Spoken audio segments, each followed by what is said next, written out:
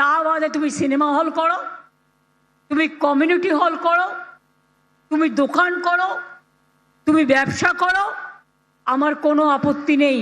কিন্তু আমি চাই আমার বাঁকুড়ার ডোকরা বাঁকুড়াতে বিক্রি হবে, আমার বাঁকুড়ার বালুচরি সারা বিশ্বে যেমন বিক্রি হবে এখানেও বিক্রি হবে। শান্তিনিকেতনের জিনিস বীরভূমের শপিং মলে বিক্রি হবে, বাঁকুড়ার জিনিস বাঁকুড়ার শপিং মলে বিক্রি হবে, বর্ধমানের জিনিস বর্ধমানের শপিং মলে বিক্রি হবে। তাছাড়াও অনেক শিল্পতীর্থ তৈরি করে দেওয়া হয়েছে, বাংলার হাট করা হয়েছে, বাংলার শাড়ি করা হয়েছে, বিশ্ব বাংলা করা হয়েছে। আজকে কৃষকদের তো খুশি হওয়ার কথা, আগে কৃষকদের জিনিস বাইরে ফেলে দেওয়া হতো। আজকে কৃষকরা মনে রাখবেন, রেশনে যে চালটা আমরা বিনা পয়সায় দিই সেটা হচ্ছে আমরা চাষিদের থেকে কিনি। বাজারে 18-19 টাকা দাম থাকলেও আমরা দামটা দিই 24 টাকা। তাতে চাষিদের লাভ হয় এবং চাষির ধানটা নষ্ট হয় না। আমরা প্রায় 52 কুইন্টাল চাল কিনি, আর সেই চাল রেশনের মাধ্যমে আপনাদের দিই। আগে দিত আধকুটো চাল টাকা নিয়ে, আধ ভাঙা চাল পাথর মিশিয়ে। আজকে আপনার ঘরের চাল আপনি খাচ্ছেন, কৃষকরা করে দিচ্ছেন। তাই মনে রাখবেন, যে বাবুরা এসে বলছেন, এবং তাছাড়াও অনেক মাইনিং হচ্ছে, যাদের রায়ত জমি আছে তারা নিজেরাই করতে পারবে, তাদের লাইসেন্সও দেওয়া হচ্ছে। হাজার হাজার কর্মসংস্থান হয়েছে এবং আগামী দিন হবেও। হাজার হাজার লোকের 4টি জেলা জুড়ে 163টি মাইনিং অপারেশন চলছে। এছাড়াও দেউচায় মনে রাখবেন 1 লক্ষ লোকের চাকরি হবে। রঘুনাথপুরে 72,000 কোটি টাকা ইনভেস্টমেন্ট হচ্ছে, কয়েক হাজার লোক নয় লক্ষাধিক লোকের চাকরি হবে। বরজোড়াতে হচ্ছে, বাঁকুড়ায় হচ্ছে, মিদনাপুরে হচ্ছে, ঝাড়গ্রামে হচ্ছে, কোন জেলায় হচ্ছে না? ইলেকশন আসলেই বলে সোনার বাংলা করে দেব, একবার বিজেপিকে ভোট দাও। বল তুমি উড়িষ্যায় তোমার রাজ্য, বাংলা ভাষায় কথা বললে মারবে, রাজস্থানে কথা বললে মারবে, তুমি উত্তরপ্রদেশে কথা বললে মারবে, তুমি আসামে কথা বললে মারবে, তুমি কচু কাটা করবে, আর তুমি সোনার বাংলা করবে না ধ্বংসের বাংলা? আমরা সৃষ্টি চাই আর তোমরা ধ্বংস চাও। আমরা জীবন চাই, তোমরা মৃত্যু চাও। আমি পরিষ্কার করে বলছি, যাদের 54 লক্ষ মানুষের নাম বাদ গেছে তারা আবার অ্যাপ্লাই করবেন। নিয়মটা জেনে রাখুন, 7 নম্বর ফর্ম আর 8 নম্বর ফর্ম ফিল আপ করতে হবে। যারা বিএলএরা আছে শুনে রাখুন ভালো করে, এবং পার্টির নেতারা যারা আছেন বা অঞ্চলের যারা আছেন, যারা আমার দলের সম্পদ, মেয়েরাও ভালো করে এই কাজটা করতে পারেন। যাদের 54 লক্ষের নাম বাদ দিয়েছে, কেন দিয়েছে? ধরুন আমার নাম মমতা, আমি বাংলায় লিখলাম, ভালো করে শুনুন, চিৎকার চেঁচামেচি না করে কথাগুলো ভালো করে শুনুন, এটা আপনাদের জন্য বলার। এই কথাগুলো আমি যেটা বলছি, একে তো মাইকটা খারাপ, আমার গলা ভেঙে যাচ্ছে চিৎকার করতে করতে, মাইকে আওয়াজ নেই। যারা প্রোগ্রাম অ্যারেঞ্জমেন্ট করেন মাইক কেন দেখেন না? আমি আপনাদের বলি, আপনারা শান্ত হন তবে বলবো।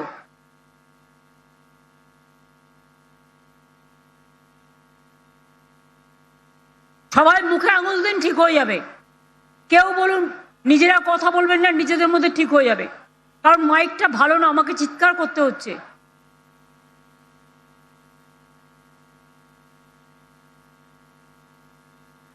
যাদের 54 লক্ষের নাম বাদ দিয়েছে, মন দিয়ে শুনুন, তারা কিন্তু 7 নম্বর ফর্ম ফিল আপ করবেন এবং 8 নম্বর ফর্ম ফিল আপ করবেন।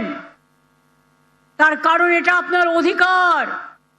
বাদটা কেন দিয়েছে? অনেক ক্ষেত্রে একটা মেয়ের বিয়ে হলে সে শ্বশুর বাড়ি যাবে, তার ঠিকানাটা বদল হয়, সেই নামটা বাদ। দুই, কি করেছে ভ্যানিশ কুমাররা?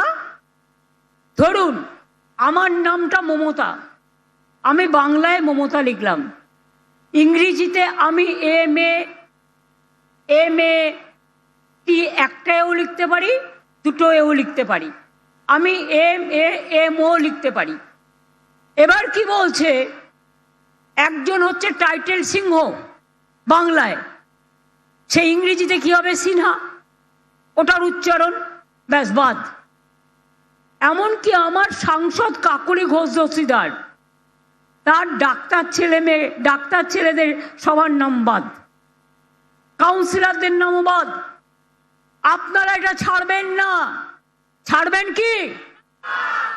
7 নম্বর ফর্ম ফিল আপ করবেন, 8 নম্বর ফর্ম ফিল আপ করবেন। এটা দিল্লি থেকে বিজেপির একজন বসে আছে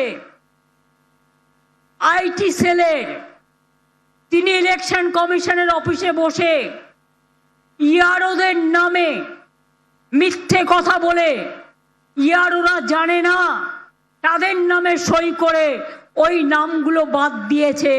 ইয়ারোরা কিন্তু তারা নিজেরা নয়, তাদের অ্যাসোসিয়েশন চিঠি পাঠিয়েছে প্রতিবাদ করে যে এটা আমরা করিনি।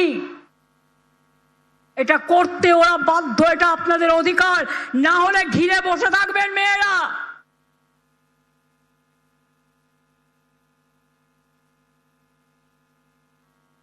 দ্বিতীয় নম্বর, যাদের ড্রাফট লিস্টে নাম উঠেছে মনে রাখবেন, ফাইনাল লিস্টেও তাদের নাম থাকবে তার কোনো গ্যারেন্টি নেই।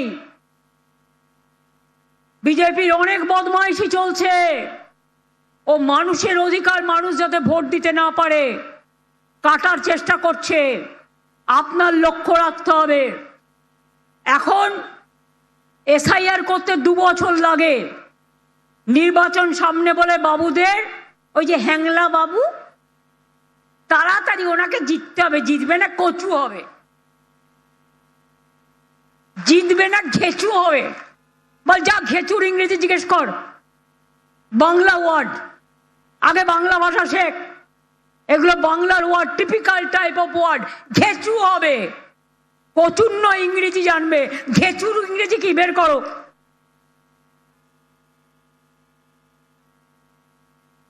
জিজ্ঞেস করুন, এসআইআর করতে 2 মাস লাগলো, কত বিএলও মারা গেল। নদিয়ায় রিঙ্কু দেবী লিখলেন, আমার মৃত্যুর জন্য ইলেকশন কমিশন দায়ী। 4-5 জন বিএলও মারা গেল। রানীবাঁধে সম্প্রতি বিএলও মারা গেছে, বলছে আমি আর এই দায়িত্ব নিতে পারছি না। তাদের জোর করে বলছে নাম কাটো, তা নাহলে তোমায় জেলে পাঠিয়ে দেবো। এত বড় সাহস!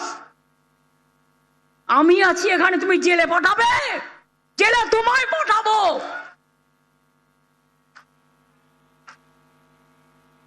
ক্ষমতায় আছো বলে উদ্ধত্ত, দুরাচারী, দাঙ্গাকারী, ব্যভিচারী, দুঃশাসনকারী, বিভ্রান্তিকারী, অত্যাচারী, স্বৈরাচারী,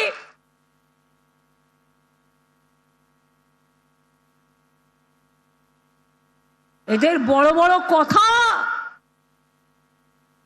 আর বাংলার মানুষকে শুনতে হবে।